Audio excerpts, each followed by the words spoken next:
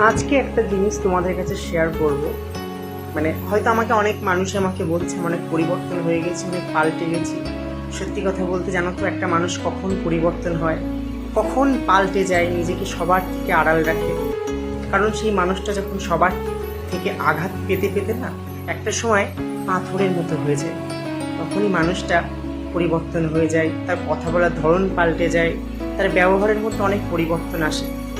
একটা মানুষ কিন্তু খুব তাড়াতাড়ি এই পরিবর্তনটা আনে না, আনতে একটা সময় লাগে। আর সেই সময়টাই তৈরি করে দেয় আমাদের জীবনে কিছু মানুষ আসে, সেই মানুষগুলোই হয়তো আমাদেরকে এই জীবনে এনে দেয়। তো যাই হোক, তোমাদের কাছে বলে দিলাম। মানে জানি না কেন আজকে হঠাৎ এটা মনে হলো আর কি।